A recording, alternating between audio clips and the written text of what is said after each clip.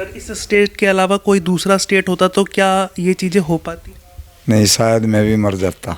इस बात के ऊपर मोहर लगाना है कि सलीम भाई और हम लोग जो बोलते हैं इस आइडियोलॉजी के बारे में वो सत्य है, सच है। तो देखिए फिर परेशानी तो आपकी किताबों में है, आपके अकीदे में है। तो वो कहते हैं तो पूरी तरीके से ही आप सनातन में चले जाइए, आप नाम हमारा रख रहे हैं और बदनाम कर रहे हैं कि जब प्रॉफिट मोहम्मद के ऊपर वही आई थी पहली 40 साल की उम्र में नबूवत मिली थी, उससे पहले उनका नाम मोहम्मद ही था कि कुछ और था? अरे हम लोगों को तो खुद अफसोस है कि हमारे अरबी नाम रखे गए, हम तो खुद पसंद नहीं कर रहे अपनी अरबी नामों को। लेकिन इनका नाम सलीम है, मेरा नाम समीर है, तो वो अरबी नाम थोड़े ना है। तो लाखों दुआएं हुई, करोड़ों दुआएं हुई, उसके बाद में कुछ लोग ये भी कह रहे हैं कि अल्लाह ने बचाया या राम ने बचाया, भगवान ने बचाया, आप किसको मानते हैं? XYZ कोई भी हो जो अल्लाह की इबादत नहीं करता और अल्लाह के सिवा किसी और की इबादत करता है वो काफिर है। देखिए मदरसों में पढ़ाया क्या जा रहा है? मदरसों में पढ़ाई जा रही है कुरान, मदरसों में पढ़ाई जा रही है हदीस, और उस कुरान और उस हदीस में क्या लिखा हुआ वही हम और सलीम जी बता रहे हैं। वहाँ पे एजेंडा है, अल्लाह की ज़मीन है ये पूरी की पूरी, इसमें अल्लाह का कानून नाफिज करना है ज़मीन के हर हिस्से में, उसमें सिर्फ हिंदुस्तान नहीं है, ज़मीन के हर हिस्से में। और बल्कि मैं तो इंतज़ार में बैठा हूँ कि योगी जी कब आएंगे, मेरे कंधे पे हाथ रखेंगे ताकि हमारे जैसे एक्स मुस्लिमों को ताकत मिल जाए। देखिए ये बोलने का कारण ही है ना कि आवाज़ें बंद करने की कोशिश की गई। लगातार सुर्खियों में रहने वाले सलीम वास्तविक एक्स मुस्लिम अब घर वापस आ गए हैं, हॉस्पिटल से उनकी छुट्टी हो गई है और उन पर जहां पर हमला हुआ था उससे कुछ ही दूरी पर हमारी मौजूदगी है और सलीम वास्तविक जी से हम बातचीत करने की कोशिश करेंगे कि आखिरकार जिस तरह से उनको टारगेट किया गया, क्योंकि उन्होंने जो है बेबाकी से अपनी राय रखी है, इसी बेबाकी से वो जाने जाते हैं। अभी देखिए वो पुलिस के पहरे में हैं, आप देख सकते हैं कि सिक्योरिटी उनके पास में मौजूद है और यहाँ पर कड़ा प्रबंध जो है योगी सरकार द्वारा, पुलिस प्रशासन द्वारा किया गया है। अब सीधा अंदर चलने की कोशिश करेंगे और जानने की कोशिश करेंगे कि किस तरह से यहाँ पर अब जो है सलीम वास्तविक जी कैसा फील कर रहे हैं। और वो होता है ना कि जाको राखे साइयाँ मार सके ना कोई, वो यहाँ पर सलीम वास्तविक जी के साथ हुआ है। सलीम जी कैसी तबीयत है अब आपकी? वो तो बात नहीं कर पाएंगे, मुश्किल है, थोड़ा सा दिक्कत है समीर भाई। तो सलीम जी जो हैं अभी पूरी तरीके से रिकवर नहीं है, उनके साथ में एक भाई मौजूद है। क्या नाम है आपका? मेरा नाम समीर है, एक्स मुस्लिम समीर। एक्स मुस्लिम है ये भी, तो इनसे बातचीत करने की हम कोशिश करेंगे। तो मैं उधर आ सकता हूँ? तो आइए इनसे बातचीत करते हैं, जानने की कोशिश करते हैं कि किस तरह से जो है। समीर जी आप बताइए, सलीम जी जब बेबाकी से बोलते थे और इस तरीके की घटना जिससे पूरे देश को झंझोड़ कर रख दिया था, क्या कुछ कहना चाहेंगे? देखिए ये बोलने का कारण ही है ना कि आवाज़ें बंद करने की कोशिश की गई है, वरना हम लोग जिस तरीके से काम कर रहे हैं, हम लोग तो हमारे मुसलमान भाइयों को सही बात उन तक पहुंचाने का काम कर रहे हैं। हम लोग कोई झूठ तो नहीं बोलते, सलीम भाई को जो भी बोलते हैं वो झूठ तो नहीं बोलते, वो तो आप मुसलमानों की किताबों को कोट करते हैं, उनकी हदीसों को कोट करते हैं और कोट करके बताते हैं कि भाई उनके अंदर क्या लिखा हुआ है। अब अगर उन किताबों में लिखी हुई बातें कोई कोट करके बता रहा है आपको, तो उससे आप अगर इतना आहत हो जाते हैं कि आप किसी इंसान की जान लेने तक उतारू हो जाते हैं, तो देखिए फिर परेशानी तो आपकी किताबों में है, आपके अकीदे में है। आपको कायदे से चाहिए कि आप ये करते कि आप आकर के वो किताबें साथ लेकर के आते जिनको हम कोट करते हैं और हमें बताते हैं कि देखो आप जो बता रहे हो वो हमारी किताबों में नहीं लिखा हुआ है, आप गलत बता रहे हो, ये यहाँ पे ऐसा लिखा हुआ है। तो वो ना करके यदि गर्दन करने का काम किया जा रहा है तो इसका मतलब बात ये है कि वो सच है जिसको डिफेंड नहीं किया जा सकता, और उसको डिफेंड ना करके एक इंसान की जान लेना, मतलब इस बात के ऊपर मोहर लगाना है कि सलीम भाई और हम लोग जो बोलते हैं इस आइडियोलॉजी के बारे में वो सत्य है, सच है। तो जैसे सलीम भाई के साथ में हुआ, ऐसा किसी के साथ ना हो, हम तो यही कहते हैं। लेकिन जो एक नैरेटिव सेट किया जाता है, जो वैसे तो सलीम जी को बहुत लोग जानते हैं, सब देख चुके हैं, जो उन्होंने बोला है वो भी जानते हैं, इन्होंने सब चीज़ों को फैक्ट के साथ में रखा है।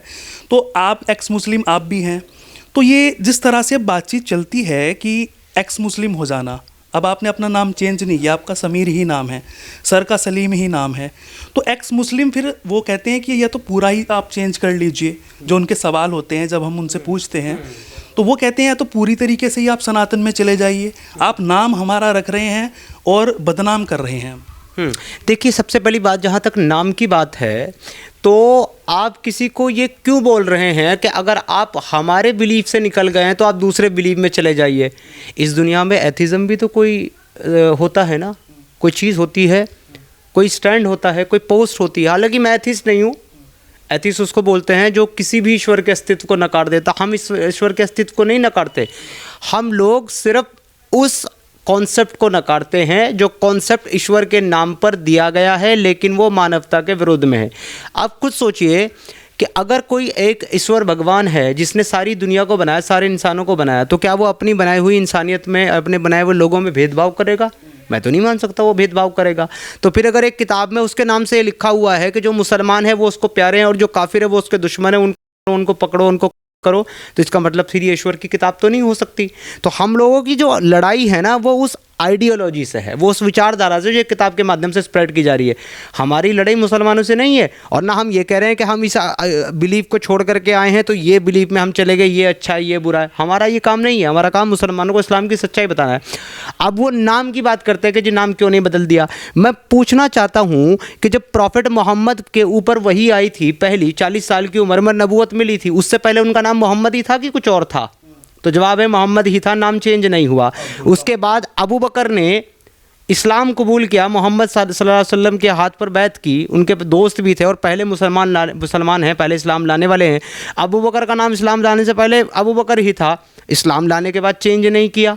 उस्मान का नाम उस्मान ही था, अली का नाम अली ही था, जो आप हुज़ूर सल्लल्लाहु अलैहि वसल्लम के चचेरे भाई थे और बाद में दामाद भी बने, उनका नाम चेंज नहीं किया। तो जब वो अपने पैगन रिलीजन को छोड़ कर के इस्लाम में आए, उन्होंने नाम चेंज नहीं किया, तो अगर हम इस अकीदे को मानना बंद कर दें तो हमसे नाम चेंज क्यों करवाते हो?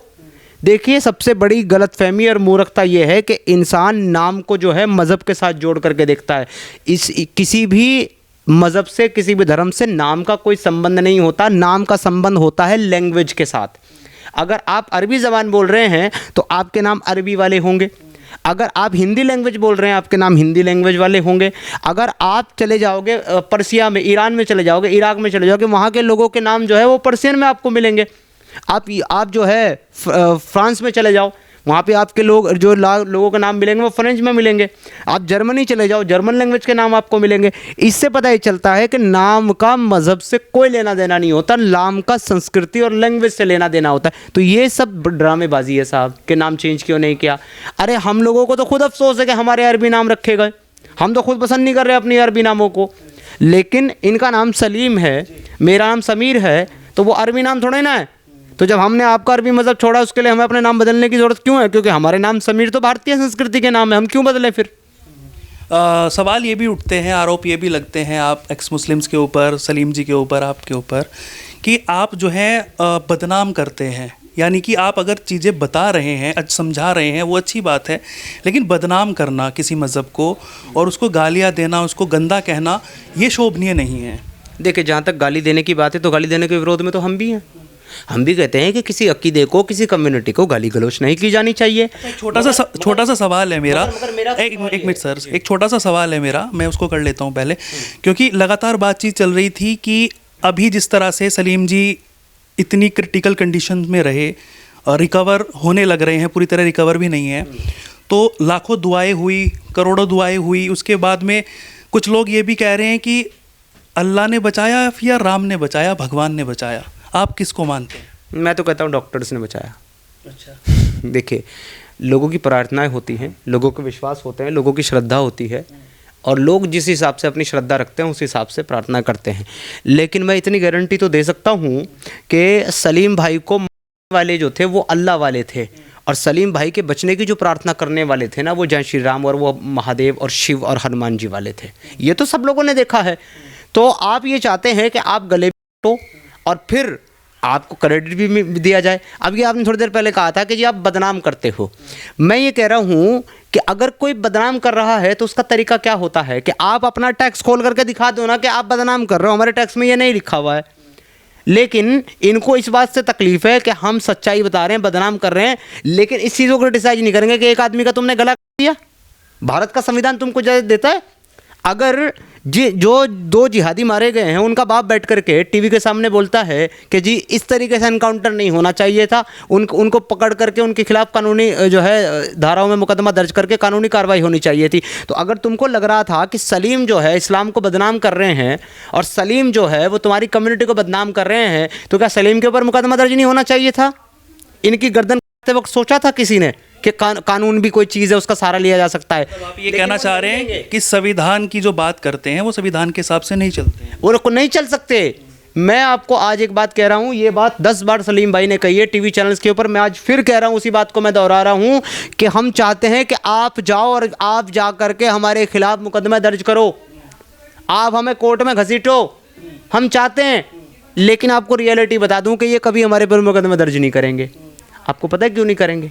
क्योंकि ये जानते हैं कि जो ये बोल रहे हैं वो सच है, वो रेफरेंस में लिखा हुआ है। जब इनके ऊपर मुकदमा दर्ज होगा, जज इनसे पूछेगा ऐसा क्यों बोला, तो ये किताब खोल करके दिखाएंगे कि ये लिखा हुआ है। और वहाँ पर फिर जो है ना वो मजहबी गुफ्तगू नहीं चलती, मजहबी डिबेट नहीं चलती कानून में, न्यायालय में ये सब नहीं चलता। न्यायालय में चलता है फैक्ट, रेफरेंस, दलील। तो वो हमारे पास है। समीर जी आप ये बताइए, आप स्कूल्स में आपने पढ़ाई की है, मदरसा में की है? नहीं, मैंने मदरसा में पढ़ाई नहीं की है, मैंने स्कूल में पढ़ाई की है। और मैं तबलीगी जमात नैरेटिव जो बनाया जाता है या बना हुआ है या रियलिटी है वो तो आप बता सकते हैं कि ये जो 72 हुरों वाला कॉन्सेप्ट है ये क्या है? 72 हुरों वाला कॉन्सेप्ट जन्नत का कॉन्सेप्ट है। और हर मुसलमान को ये बताया जाता है कि अगर तुम इस ज़िंदगी को, इस दुनिया को अगर तुम अल्लाह के हुक्म के मुताबिक गुजारोगे, नबी सल्लल्लाहु अलैहि वसल्लम के तरीके पे गुजारोगे, तो तुमको मरने के बाद, इस दुनिया के बाद तुमको जन्नत मिलेगी। अब उस जन्नत में बहुत सारी नियामतें मिलेगी। उन नियामतों में से कुछ नियामतें हैं शराब की नहरें, दूध की नहरें, शहद की नहरें, और साथ ही 72 हूरें जो आपको डेफिनेटली आपको करने के लिए मिलेगी। तो एक मुसलमान जो है उनके साथ 70 साल तक करता रहेगा। वो हमेशा कमारियाँ होंगी, बड़े बौसों वाली होगी। इस तरह की बातें किताब में लिखी हुई है। अच्छा, तो ये लालच दिया जाता है कि ऐसे मिलेगा फिर? जब बिल्कुल इस्लाम चलता ही मेरे भाई लालच और डर पे है। अगर आप इस्लाम में रहोगे, इस्लाम के तरीके से ज़िंदगी गुजारोगे, तो लालच में आपको ये सब चीज़ें मिलेगी। अगर आप इस्लाम को छोड़ दोगे तो आपको दुनिया में किया जाएगा, मरने के बाद आपके लिए अजाब है। अगर आप दुनिया में इस्लाम को नहीं मानते, अल्लाह को नहीं मानते, किसी और खुदा ईश्वर भगवान को आप मानते हैं, तो आप जहन्नम में जाएंगे और वहाँ आप सड़ोगे, वहाँ आप जलोगे, वहाँ आपको यातनाएं दी जाएगी, आपकी खाल उतारी जाएगी। ये सब चीज़ें किताबों में लिखी हुई हैं। अच्छा, ऐसा कहा जाता है कि अगर मुस्लिम है तो वो भाई है, ठीक है ना? अगर वो गलत भी बोल रहा है तो उसको समझाएगा, वो उसके ऊपर हमला नहीं करेगा। तो यहाँ पर सलीम जी के साथ जो हमला हुआ वो यही मानकर हुआ कि ये मुसलमान है ही नहीं, या फिर इस वजह से हुआ कि इन्होंने अपना मज़हब छोड़ दिया, या इस वजह से आप मानते हैं ये पूरा? नहीं, मेरे मानने की कोई बात नहीं है। बात मैं वो करूँगा जो स्क्रिप्चर में, बिल्कुल यही बात है। वो सलीम भाई को और हमें मुसलमान नहीं मानते, क्योंकि उनके नबी ने खुद फरमाया है, मन बदल दीनो फ़क्तुलू, जो अपना दीन छोड़ दे उसे कत्ल कर दो। तो उनके नबी ने फरमाया है। उनकी किताब कहती है कि जो दीन से फिर जाएं, पलट जाएं, उनको कत्ल कर दो, जहाँ पाओ उनको वहाँ कत्ल करो। तो डेफिनेटली हमला तो इसी वजह से किया गया है कि हम लोगों ने ये जो है दीन जो है छोड़ दिया, या हम लोगों ने इस्लाम को छोड़ दिया, या हमने उस लालच को तर्क कर दिया, या उस डर को तर्क कर दिया जो किताबों में दिया जाता है। और ये क्या नबी का लिखा हुआ है या फिर खुद बनाया हुआ है? देखिए, बात वो ये नहीं है, बात ये फिर आप जो पूछ रहे हैं उस पर पहले जवाब दे दूँ आपके। एक मुसलमान के लिए वो तो है, तो डेफिनेटली सूरह अन-निसा की आयत नंबर 93-94 ये बात कहती है कि एक मुसलमान के लिए जायज़ नहीं है कि वो दूसरे मुसलमान का कत्ल करे। और अगर किसी ने जानबूझ करके किया तो उसका ठिकाना जहन्नम है। और अगर अनजाने में गलती से हो गया, यानी कि आपने किसी को मार दिया, पता नहीं था आपको मुसलमान है वो, बाद में पता चला, तो उसके लिए भी सज़ा है, कफ़ारा है। आपको जो है सज़ा, कफ़ारा देना पड़ेगा, उसकी फैमिली को कंपनसेशन देना पड़ेगा, ये सब करना पड़ेगा।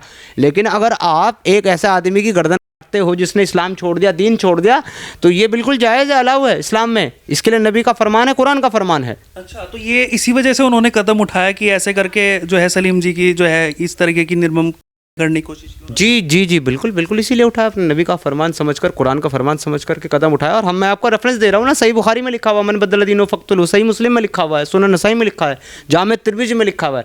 कौन सी हदीस की किताब में ये नहीं है हदीस कि जो अपना दीन छोड़ दे, अपना मज़हब छोड़ दे, उसे मार डालो? और आप बताओ, कुरान में नहीं है क्या? सूरह अल बकरा में नहीं है, आले इमरान में नहीं है, सब जगह पर है। मैं यहाँ काफिर और मुशरिकों की बात ही नहीं कर रहा, मैं सिर्फ उनकी बात कर रहा हूँ जिन्होंने दीन छोड़ा है, जो दीन से पलट गए। लेकिन अगर आप काफिर और मुशरिकों पे आते हो तो उनको तो कुत्ता, नजस, सुअर, बंदर, जानवर तक कहा गया है काफिरों को। सुम्मुन बुकमुन उम्मुन फहुम ला यरजून, अंधे हैं, गूंगे हैं, बहरे हैं, अकल नहीं रखते, जानवर हैं, चौपाए, चौपाई से बदतर हैं, गधे हैं। तो वो काफिर हैं सब जो इस्लाम में नहीं है। देखिए वो काफिर है। आप सबसे पहले आप वो आयत पढ़िए, कुल या अय्युहल काफिरून ला अअबुदु मा तअबुदून वला अंतुम आबिदून मा अअबुद। वो तमाम काफिर हैं जो अल्लाह की इबादत नहीं करते और अल्लाह के सिवा किसी और की इबादत करते हैं, वो तमाम काफिर हैं। ये सूरह काफिरून है। चाहे वो एक्स मुस्लिम हो या फिर हिंदू हो या फिर कोई भी धर्म, XYZ कोई भी हो जो अल्लाह की इबादत नहीं करता और अल्लाह के सिवा किसी और की इबादत करता है, वो काफिर है। ये लोग बैठ करके जलेबी बनाते हैं ना, काफिर का मतलब ये नहीं होता और वो नहीं होता। सूरह काफिरून है भाई। तुम अपने अल्लाह से ज़्यादा जानते हो कि तुम्हारा अल्लाह बता रहा है काफिर कौन होता है। वो कहता है कि जो अल्लाह की इबादत नहीं करते और अल्लाह के सिवा किसी और की इबादत करते हैं, ये काफिर है। तो जैसे सलीम जी के साथ घटना हुई, आपको डर नहीं लगता? हाँ लगता है ना। हमें डर ये लगता है कि अगर हम कहीं अपने काम से चूके और कहीं हम अगर लोगों को अवेयर करने से, लोगों को सावधान करने से अगर हम चूके, तो ये घटना जो आज सलीम भाई के साथ हुई है, कल वो पूरे भारतवर्ष में हर एक मोहल्ले, हर एक गली में होगी, फिर काफिरों के साथ होगी, काफिरों की गर्दन। तो हमें डर ये लगता है कि हम ये काम करने से चूक ना जाए। बाकी तो भाई हमारी आखिरी सांस तक के लिए हम लोग तैयार हैं। हम लोग तो उसी गए थे जिस दिन हम लोगों ने इस्लाम छोड़ करके अपने घर छोड़े थे। उस घर से निकलते ही हम, उस घर से हमारे शरीर नहीं आए, उस घर से केवल हमारी आत्माएं आई हैं, शरीर हम वहीं छोड़ करके आ गए अपना। कुछ लोग कहते हैं कि एजेंडे बनाए जाते हैं, इस पर तमाम बातचीत होती है, आप लोगों को फंड दिया जाता है, ऐसी भी बात होती है। देखिए अगर उनको हमारा काम इसलिए जो है एजेंडा लगता है कि लोग हमें कंट्रीब्यूट करते, फंडिंग देते हैं, तो उनको अपने मदरसे और अपनी मस्जिदें भी फिर एजेंडा लगनी चाहिए। और उन्होंने जो बड़े बड़े म्यूज़ियम बना करके रखे हैं इस्लाम के नाम पे, वो भी उनको एजेंडा लगना चाहिए। जो मस्जिद तालीम होती है, जो मदरसा तालीम होता है, उसके लिए चंदा इकट्ठा किया जाता है कि नहीं किया जाता? मस्जिद में जो इमाम तुम्हें इमामत करा रहा है, नमाज़ पढ़ा रहा है, उसके लिए चंदा इकट्ठा किया जाता है या नहीं किया जाता? अनाज के पैसे लिए जाते नहीं लिए जाते? यहाँ तक कि तुम्हारे नबी सल्लल्लाहु अलैहि वसल्लम ने ये फरमाया है कि जो कुरान पढ़े और कुरान के पढ़ने के बदले में, एवज़ में वो कुछ रकम ले या माल की चाहत करे, वो उसको जहन्नम की आग में उसका माल जो है ना उसके बदन पे ऊपर चिपकाया जाएगा। ये मस्जिद के अंदर जाते हैं, तरावी पढ़ाते हैं रमज़ान के महीने में और उसके एवज में मोटी रकम वसूल करते हैं।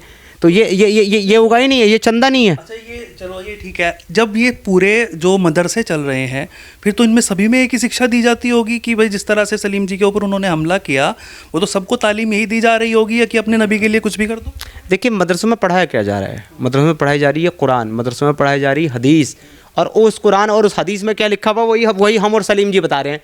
अब जब वो हम और सलीम जी बता देते हैं लोगों को, तो इनको लगता है अपना धंधा चौपट हो जाएगा, लोगों को पता चल जाएगा। क्योंकि मौलवी तो नहीं बताता मतलब ट्रांसलेशन, वो तो कहता है कि तुम सिर्फ ऊपर नीचे सर पटको, अपनी तशरीफ ऊपर कर लो, सर नीचे कर लो, कभी हाथ उठाओ, कभी पैर कमर झुकाओ, वो और इसमें तिलावत करो। क्या तिलावत करो? अल्हम्दुलिल्लाहि रब्बिल आलमीन अर्रहमानिर रहीम मालिकि यौमिद्दीन इय्याका नअबुदु व इय्याका नस्तईन इहदिनस सिरातल मुस्तकीम सिरातल लज़ीना अनअमता अलैहिम गैरिल मग़दूबि अलैहिम वलद्दाल्लीन। लेकिन मौलवी इसका मतलब बताता ही नहीं, इसका मतलब क्या है। अगर इसका मतलब बता दे मौलवी, तो सबसे पहला सवाल जो इंसान के, मुसलमान के दिमाग में पैदा होगा वो ये होगा कि ये अल्लाह का कलाम है ही नहीं, अल्लाह की किताब है ही नहीं। क्योंकि अगर ये अल्लाह की किताब है और अल्लाह ये कलाम कर रहा है, तो वो किस अल्लाह से मदद मांग रहा है, किस अल्लाह की इबादत कर रहा है? वो क्यों कह रहा है कि ए खुदा, ए रब, तू हमें सीधे रास्ते पर चला और गलत रास्ते से बचा? भाई अल्लाह अगर कोई किताब देगा तो वो तो कहेगा मैं तुम्हारा रब हूँ, मैं तुम्हारा खुदा हूँ, मैं तुम्हारा माबूद, मेरी इबादत करो, मैं तुम्हें सीधे रास्ते पर चलाऊँगा। वो ये थोड़ा ना कहेगा अल्लाह हमें सीधे रास्ते पर चला। इससे पता चलता है ये कुरान किताब है ही नहीं, इसलिए तर्जुमा नहीं बताएगा कभी, सिर्फ उससे रट्टे मरवाएगा, अरबी में रट्टे मार। वो तो उसको भी नहीं पता रहता जो उसको पढ़ रहा है। आम मुसलमान को पता नहीं होता। अब वो तर्जुमा हम बता रहे हैं मुसलमानों को कि इस किताब में ऐसा लिखा हुआ है, भाई अल्लाह की किताब कैसे है? तो इन मौलवियों को मिर्ची लगती है, क्यों बता रहे हैं? हमने तो छुपा करके रखा है इसको। तो क्या ये सभी जितने भी बने हुए हैं मदरसे, क्या ये एजेंडा यही है गजवाए हिंद का? देखिए मेरे भाई, जहाँ से जहाँ तक इस्लाम की तालीम हो रही है, जहाँ से जहाँ तक कुरान और हदीस पढ़ाया जा रहा है, वहाँ सिर्फ एजेंडा सिर्फ गजवाए हिंद का नहीं है, वहाँ पे एजेंडा है अल्लाह की ज़मीन है ये पूरी की पूरी, इसमें अल्लाह का कानून नाफिज करना है ज़मीन के हर हिस्से में। उसमें सिर्फ हिंदुस्तान नहीं है, ज़मीन के हर हिस्से में जहाँ आपकी हुकूमत कायम हो गई, आपका कानून कायम हो गया, आपकी खिलाफत कायम हो गई, वो हो गया दारुल अमन। यानी कि ऐसी जगह जहाँ पर इस्लाम कायम है, अब वहाँ पर अमन है, वहाँ पर कोई लड़ाई नहीं है। और जहाँ नहीं हुआ है, जहाँ लड़ाई चल रही है, जहाँ कोशिशें जारी है, जहाँ जद्दोजहद जारी है, वो जगह दारुल हर्ब। हमारा हिंदुस्तान दारुल हर्ब है, दारुल इस्लाम नहीं है। दारुल इस्लाम ही दारुल अमन है। जहाँ इस्लाम है वहाँ अमन है, मतलब मुसलमानों के लिए अमन है, उसके रहने वाले के लिए अमन है। काफिरों के लिए जजा है, सज़ा है, काफिरों के लिए जंग है, किताल है, माले गनीमत है, लौंडियाँ हैं, लूट है। लेकिन जो हमारा हिंदुस्तान है ये दारुल हर्ब है, लड़ाई की जगह जहाँ इस्लाम को कायम करने के लिए लड़ाई की जा रही है। पाकिस्तान में मुस्लिम ज़्यादा है, वो तो दारुल अलम है, अमन है वो। नहीं देखिए, वो दारुल इस्लाम है ना। पाकिस्तान का नाम क्या है? इस्लामिक जमहूरियत पाकिस्तान। तो इस्लामी जमहूरियत का मतलब क्या होता है? जमहूरियत कहते हैं कि एक ऐसा निज़ाम, और इस्लामिक निज़ाम जो इस्लामिक है। इस्लामिक जमहूरियत पाकिस्तान यानी कि एक ऐसा मुल्क जहाँ का निज़ाम इस्लामी है। तो वो तो है इस्लामी मुल्क, उसमें क्या, उसका तो वो तो अपना नाम बता रहा चिक चिक करके। उन्होंने 1947 में आपसे आधा हिस्सा लिया, आधा हिस्सा लेकर के उसको इस्लामिक राष्ट्र घोषित किया। हमारे भारत के लोग इतने सेक्युलर थे, इतने बेवकूफ़ थे कि उन्होंने इनको आधा हिस्सा देने के नाम बाद भी मज़हब के नाम पर जबकि ये कहा कि हम काफिरों के साथ नहीं रह सकते, मुसलमानों को अलग लैंड चाहिए, वो देने के बाद भी इन्होंने अपनी टेरिटरी खोल दी और कहा कि भाई ये तो सबकी जगह है, यहाँ तो हिंदू मुसलमान सिख सब रहेगा, सब आओ और रहो। आज उसका नतीजा भुगत रहे हैं हम लोग। आज पत्थरबाजी होती है रामनबी की यात्रा पर, आज दंगे होते हैं, आज आप जो है ना एक यात्रा नहीं कर सकते अपनी विदाउट प्रोटेक्शन। यहाँ तक कि 80,000 फोर्स की निगरानी में अमरनाथ की यात्रा होती है ना। क्यों? क्योंकि मुस्लिम बहुल्य क्षेत्र है। माँ की जो यात्रा होती है वो कैसे होती है? सिक्योरिटी सेफ्टी में, उस पर आतंकवादी हमले होते हैं। तो ये सब चीज़ें जो हुई हैं और ये सब चीज़ें जो देश के अंदर हो रही है, ये इनको पनाह देने के कारण हो रही है। अगर इसको उस वक्त हिंदू राष्ट्र बना दिया गया होता ना, जिस वक्त वो इस्लामिक जमहूरियत बना था, तो आज ये परेशानी होती ही नहीं। ये सेक्युलरिज्म की देन है। मैं ये नहीं मानता कि सेक्युलरिस्ट होना बुरा है, क्योंकि कोई स्टेट सेक्युलर हो वो अच्छी बात है, मगर दुर्भाग्य की बात यह है कि भारत कोई सेक्युलर स्टेट है ही नहीं, क्योंकि सेक्युलर स्टेट का किसी मज़हब से कोई लेना देना नहीं होता। और जब हमारा देश सेक्युलर स्टेट है तो उसमें Muslim personal law board, Hindu personal law board, वक्फ बोर्ड क्या कर रहा है? क्या कर रहा है? आपने मजाक बना रखा है देश के संविधान का, फिर आपको सेक्युलर स्टेट कहते हो? कहाँ सेक्युलर स्टेट है भाई? अच्छा, एक सवाल मेरा, जैसे उदयपुर में एक घटना हुई थी, सबको पता है, उस पर मूवी भी बनी उदयपुर फाइल। वहाँ पर कन्हैयालाल टेलर की कर दी गई थी। ठीक इसी तरह से जैसे सलीम जी पे हमला हुआ, सलीम जी बच गए भगवान की कृपा से, तो वो उनको जो है वहाँ पर निस्तनाबूद कर दिया गया था। तो जैसे वहाँ पर उन आरोपियों को अब तक कोई सज़ा नहीं मिली, लेकिन यहाँ पर तुरंत एक्शन हुआ। तो योगी जी के बारे में क्या कुछ कहना चाहेंगे आप? देखिए, डेफिनेटली योगी जी का जो न्याय प्रणाली है, जो सिस्टम है, वो बहुत अच्छा है, बहुत मजबूत है, और हम हार्दिक आभार करते हैं, धन्यवाद कहते हैं योगी जी का कि उन्होंने इतनी त्वरित कार्रवाई करते हुए एक्शन लिया है। और साथ ही साथ मैं कन्हैयालाल की अपनी जिक्र करी तो मैं आपको एक चीज़ और बता दूं कि अगर कन्हैयालाल के आरोपियों को इस तरीके से अगर उनको सज़ा दी जाती ना और इंसाफ किया जाता, इतनी त्वरित कार्रवाई की जाती, तो शायद आज सलीम वास्तिक के ऊपर ये जानलेवा हमला ना होता। आज सलीम वास्तिक के ऊपर जानलेवा हमला हुआ और जो कार्रवाई हुई है, मैं इसके बाद आपको गारंटी से बता सकता हूं कि इसके बाद 100 बार सोचेगा कोई यूपी में बाबा की सरकार में इस तरह का हमला किसी के ऊपर कम करने के बारे में। लेकिन फिर भी हम जो है ना बहुत ज़्यादा हम लोग बेफिक्र होकर के नहीं बैठ जाएंगे, हम लोग अपनी सुरक्षा का भी ध्यान रखेंगे। और साथ ही साथ हम सरकार से ये निवेदन भी कर रहे हैं, ये अपील भी कर रहे हैं कि जितने हम एक्स मुस्लिम हैं, खतरा सिर्फ सलीम भाई को नहीं था, सलीम भाई तो मिल गए, उनको पब्लिक एड्रेस था तो आगे है, लेकिन खतरा इनको नहीं है। इनके साथ साथ हमें और हमारे तमाम साथियों को, 50 से ज़्यादा एक्स मुस्लिम हमारे साथी हैं जो फेस के साथ ग्राउंड पे काम कर रहे हैं। वैसे तादाद करोड़ों की है जो एक्स मुस्लिम है, लेकिन वो सब छिपे हुए हैं इसी डर से कि गला काटा जाएगा, पारिवारिक बहिष्कार किया जाएगा, दिक्कतों का सामना करना पड़ेगा, इसी के चलते वो लोग सामने नहीं आ रहे हैं। मगर जो 50 से ज़्यादा एक्स मुस्लिम जो ग्राउंड पे हैं, हम उनकी सेफ्टी और सिक्योरिटी के लिए लेकर के चिंतित हैं और सरकार से रिक्वेस्ट कर रहे हैं और इनसे इसके बारे में अनुरोध करेंगे कि हमें एक्चुअली सुरक्षा दी जाए। देखिए, ये एक्स मुस्लिम समीर मौजूद मेरे साथ थे और यहाँ पर सलीम जी के साथ में जिस तरीके की घटना हुई उस पर भी मैंने बातचीत करने की कोशिश की, और जिस तरह से यहाँ पर कड़ी निगरानी में यहाँ पर सलीम जी को प्रोटेक्शन प्रोवाइड की गई है। एक सवाल मैं सलीम जी से कर लेता हूँ कि योगी जी को क्या कुछ कहना चाहेंगे? सलीम जी, योगी जी को बहुत बहुत शुक्रिया, उन्होंने अपना हद से ज़्यादा मेहनत वाला काम किया है। और बल्कि मैं तो इंतज़ार में बैठा हूँ कि योगी जी कब आएंगे, मेरे कंधे पे हाथ रखेंगे ताकि हमारे जैसे एक्स मुस्लिमों को ताकत मिल जाए। तो योगी जी का बहुत बहुत शुक्रिया, बहुत बहुत थैंक यू। अगर इस स्टेट के अलावा कोई दूसरा स्टेट होता तो क्या ये चीज़ें हो पाती? नहीं, शायद मैं भी मर जाता। योगी जी की स्टेट है, यहाँ की पुलिस भी मुस्तैद है, यहाँ का पूरा कानून मुस्तैद है। तो ठीक होने के बाद लगातार फिर बेबाकी से इंटरव्यूज़ दिए जाएंगे, पॉडकास्ट किए जाएंगे? 100%। आप कल का दिन छोड़ गया ना, आपको भी दूंगा। तो देखिए सलीम जी मेरे साथ मौजूद थे और अभी भी रिकवर पूरी तरीके से नहीं है, लेकिन बेबाकी से जो बात करते हैं उसका पूरा जो इनके अंदर जज्बा है वो कायम है और ये कह रहे हैं कि एक बार फिर मिलेंगे और ये बताएंगे कि आखिरकार ये जिस तरीके से हमला हुआ और जो सच है इस्लाम का जो लगातार वो बताते हैं उस पर भी हमारी चर्चा होगी। आपको ये वीडियो कैसी लगी कमेंट करके ज़रूर बताइएगा और जिन लोगों ने सलीम जी के लिए दुआएं की थी वो भी कमेंट जरूर कीजिएगा। लगातार जुड़े रहिएगा News31 इंडिया न्यूज़ नेटवर्क के साथ। बेबाकी से बातचीत ऐसे ही लगातार जारी रहेगी। ना डरेंगे, ना डरने देंगे, ना झुकेंगे, ना झुकने देंगे और जनता की आवाज़ यूं ही सामने लाते रहेंगे। तब तक के लिए इतना ही। नमस्कार, जय हिंद।